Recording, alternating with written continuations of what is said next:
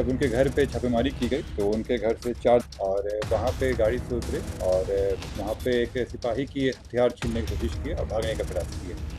भागने के क्रम में उनको रोकने का प्रयास किया गया कि माने नहीं। नमस्कार, आप देखना शुरू कर चुके हैं लाइव फिटिंग्स को। मैं अभिषेक है। पटना इनकाउंटर मामले में बड़ा खुलासा हुआ है। जिस अपराधी का पुलिस की ओर से इनकाउंटर किया गया है उसी के द्वारा पटना में बीते महीने किस तरीके से कुछ महीनों पहले पटना के जो ड्राइवर है उसकी हत्या कर दी गई थी। उस पूरे मामले में वो फरार था और उसी के द्वारा रंगदारी को लेकर ये हत्याकांड की घटना को अंजाम दिया गया था। यानी कि बस ड्राइवर को मारने वाला रोशन कुमार ही है, उसी के द्वारा बस ड्राइवर की हत्या की गई थी। रंगदारी नहीं देने पर यह हत्या की गई थी। आपको बता दें कि उसके पास से कई हथियार बरामद हुए। उसकी निशानदेही पर मिनी गन फैक्ट्री का भी पुलिस ने खुलासा किया है। पटना के एसएसपी कार्तिकेय के शर्मा क्या कुछ बता रहे हैं, पहले आप वो सुनिए। आप लोग अवगत हैं कि 21 अप्रैल में रामकृष्ण नगर थाना में एक बस के चालक को गोली मार के हत्या कर दी गई थी और इस संबंध में एक कांड दर्ज किया गया था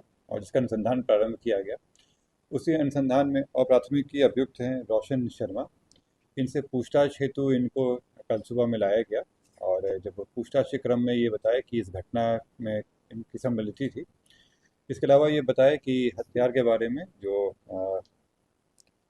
एक धीरेन्द्र कुमार नाम का अपराधी है उस कक्कू महतो, जिसके घर पे काफ़ी मात्रा में हथियार और गोली है।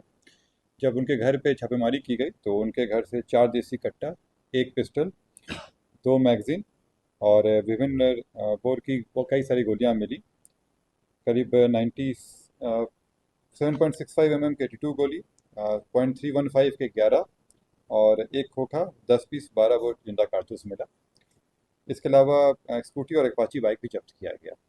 फिर इनसे और गहन पूछताछ किया गया तो इनके द्वारा जानकारी दिया गया कि अगमकुआं थाना क्षेत्र में धनकी गांव में एक मिनी गन फैक्ट्री संचालित की जा रही है और जब वहां जाकर सत्यापन किया गया तो ये बात सही पाई गई और वहां पे लेथ मशीन 3 मिले हम लोगों को और भारी संख्या में अर्धनिर्मित हथियार मिले। वहाँ पे 1 जिंदा गोली और विभिन्न उपकरण वहाँ पे मिले। उसके बाद जब हम लोग जिनका घर धीरेन्द्र कुमार है उनके बारे में सत्यापन कर रहे थे तो इनके द्वारा बताया गया कि उसके जहाँ रह रहे हैं उसकी जानकारी दी गई। उसी क्रम में इनको ले जाया जा रहा था। ले जाने के क्रम में ये फुलवारी थाना क्षेत्र के कुरकुरी गांव के पास गए और वहाँ पे गाड़ी से उतरे और वहाँ पे एक सिपाही की हथियार छीनने की कोशिश की और भागने का प्रयास किया। भागने के क्रम में उनको रोकने का प्रयास किया गया तो ये माने नहीं। इसमें पुलिस को रोकने के लिए फायरिंग करनी पड़ी जो इनके पैर में लगी और लगने के तुरंत बाद इनको उपचार हेतु अस्पताल भेजा गया जहाँ से इनको पीएमसीएच में रेफर कर दिया गया।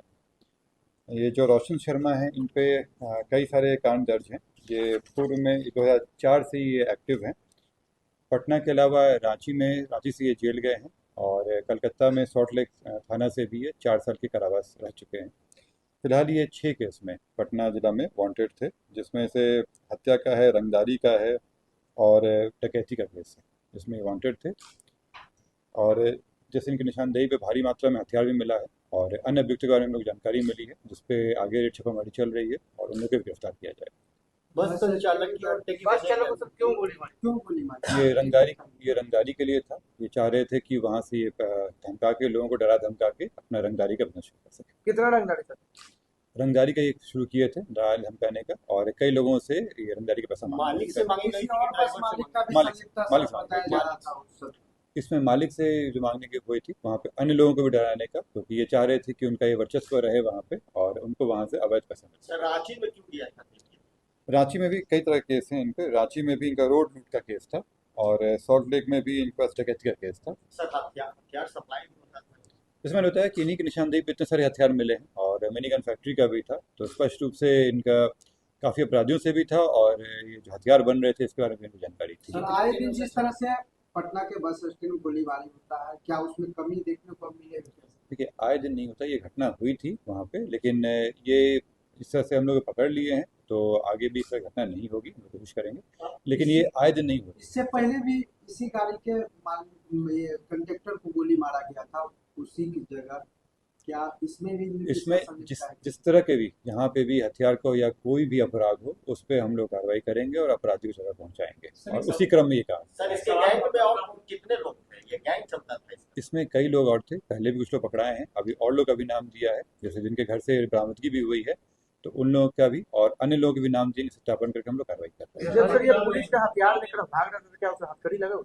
ये हथियार लेके हम लोग ऐसे बताया कि ये लोग जा रहे थे, व्यक्ति को जो इनके साथी रहे हैं उनके घर पे बताने जा रहे थे कहाँ पे है वो, और उसी में लघु शंका के लिए उतरे थे और वहाँ पे भागने का प्रयास किया। तो आपने सुना कि पटना के एसएसपी कार्तिकेय के शर्मा ने क्या कुछ बताया, किस तरीके से कार्रवाई की गई है, क्या कुछ बरामद हुआ है, एक बड़ा एक्शन पुलिस का देखने को मिला है। तो बने रहिए लाइव सिटीज के साथ, हमारी यूट्यूब चैनल को सब्सक्राइब करिए। उसको लेकर धन्यवाद।